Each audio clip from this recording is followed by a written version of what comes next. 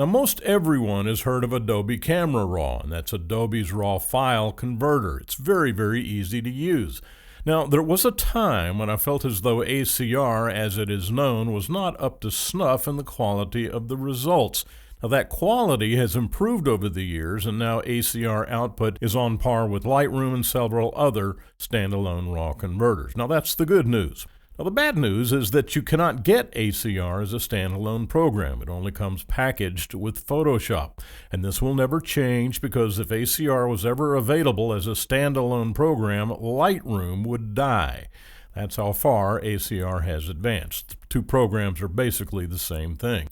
Now, having said all this, I still only use DxO Photolab for my RAW conversions because everything in ACR is manual, and some of the results in ACR are really not as good as DxO Photolab. For instance, the noise reduction is unequaled anywhere. Plus, it has no file management capability. So where does ACR fit in your processing flow? Well, as a filter within Photoshop. And this is really the only way I use ACR. So let's dive in and see how ACR makes Photoshop better. As we take a look at this image of Courtney, we're going to use this in just a minute, but I want to show you how to load ACR, and we'll go to Adobe Bridge, and I've got this raw file of the sunset image taken in Texas, and really all you have to do is double click on it. Now make sure it's a raw file. Doesn't matter if it's a Nikon or a Canon or a Fuji or what have you, ACR will recognize it. So you simply double click on the raw file, ACR will automatically load, and here we see the workspace. Now it is ridiculously easy. For me to spend a lot of time explaining to you how to use this program is like explaining how to use a salt shaker. You really don't need it. It's all very intuitive. Everything is right here. The only thing I would maybe direct your attention to is this is really excellent ACL capability in the color mixer. We have the color grading, which has the color wheels, and we can take the shadows and we can increase the shadows or brighten the shadows or what have you. If you want to take it back to 0, simply double click on the slider.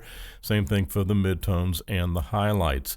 Also, the blending between the three sections can be adjusted, and also the balance. So the color grading has really been improved substantially from earlier versions. This is your pincushion and barrel distortion and your chromatic aberration correction. I stand corrected. This is the pincushion and barrel distortion correction under geometry.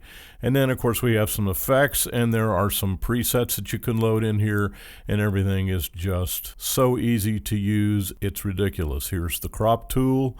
Here's the spot removal tool, your brush, your graduated filter, and these work exactly the same way they do in every other color manipulation program you want to name. They can be used as masks, they can be used as selections, etc., etc.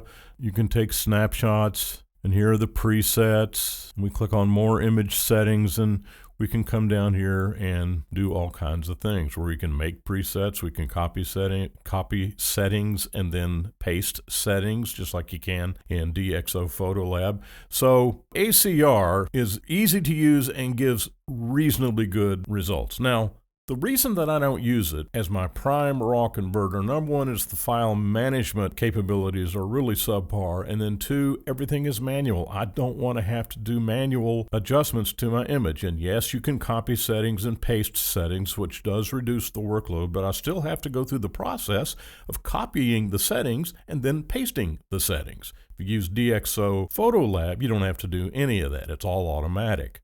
So the only way that I use ACR is within Photoshop. Stay with me. In the next lesson, we'll show you how to load the images within Photoshop. You've already seen how I do it, but let's look at it again. There's two ways to do it, and I'll show you the real value of Adobe Camera Raw in your workflow within Photoshop.